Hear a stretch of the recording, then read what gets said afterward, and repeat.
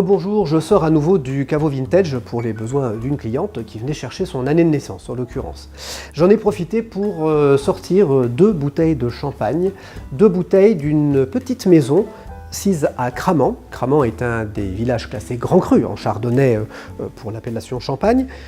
La maison s'appelle Lancelot-Royer, en l'occurrence Sylvie, la maîtresse de maison, conduit le domaine avec son compagnon Michel Chauvet, qui a la chance d'avoir une œnothèque fantastique parce que le papa de Sylvie conservait tous les cœurs de cuvée en Grand Cru de Chardonnay, je vous le rappelle, par année dans des petites cellules dans le caveau de la maison. La chance aussi qu'ils ont, c'est qu'ils ont une butte de craie de 25 à 30 mètres de haut, une ventilation naturelle ahurissante, de très gros fûts, dont 2 qui ont plus d'1 siècle.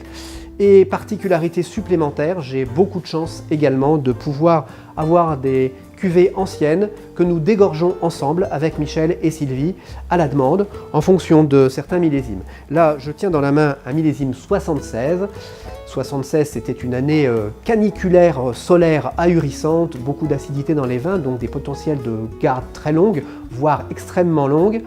Ces petites bouteilles ne sont pas dégorgées, elles sont donc gardées tête en bas, dans la cave, à 7 degrés, conservée avec la lie bien sûr, et donc continue d'évoluer gentiment. Celle-ci, que je ne secoue pas trop, a été dégorgée il y a quelque temps. En l'occurrence, c'est écrit sur la bouteille, dégorgement du mois d'octobre 2014.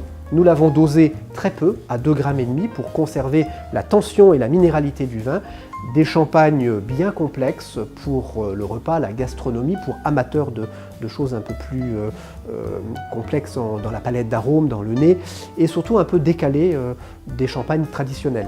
J'ai aussi dans le caveau la chance, et là c'est beaucoup plus compliqué d'en avoir, d'avoir un peu de 87. 87 était une année assez faible, sauf que là nous sommes dans du cœur de cuvée de Grand Cru de Chardonnay. C'est le meilleur des presses et des raisins qui sont vinifiés par Michel. Depuis maintenant quelques décennies, il conduit la maison avec beaucoup de maestria, et je les remercie beaucoup de cette gentillesse de me conserver en exclusivité un certain nombre de vieux flacons que je vais également remettre au frais.